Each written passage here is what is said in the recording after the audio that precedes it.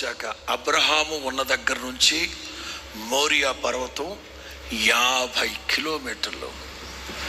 50 కిలోమీటర్లు, కానీ 72 గంటల ప్రయాణం, అంటే 3 days, 3 రోజులు ప్రయాణం.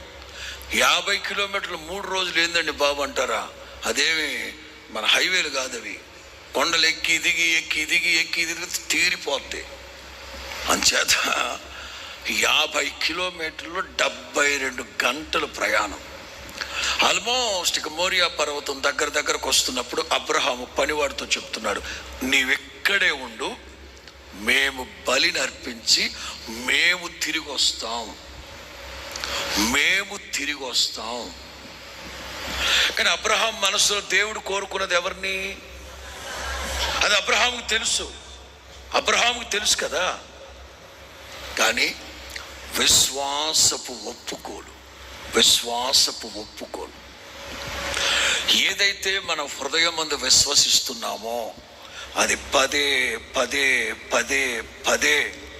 ఉచ్చరించుట వలన ఆ మాటలే మన చుట్టూ సృజనాత్మకమైన శక్తిగా మార్చబడినగా.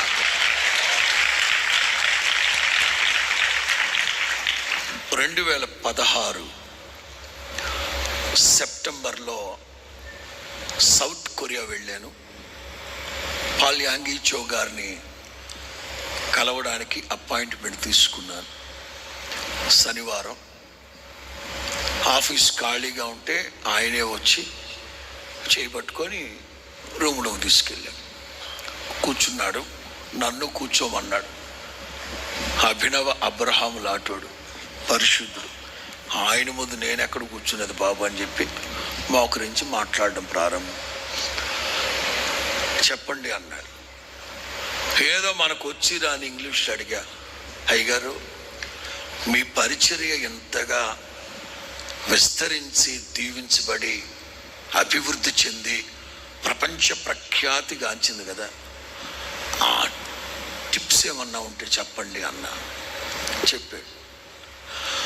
నేను ఏదైతే హృదయమందు విశ్వసించేవాడినో అది పదే ఉచ్చరిస్తూ ఉండేవాడిని. అలా ఉచ్చరించటం వల్లనే నేను ఉచ్చరించిన ఆ మాటలు నా చుట్టూ పాజిటివ్ వైబ్స్ను కలుగు చేసింది. సృజనాత్మకమైన శక్తిగా మారి నా దేవుడు ఆ మాటలు స్థిరపరిచాడు.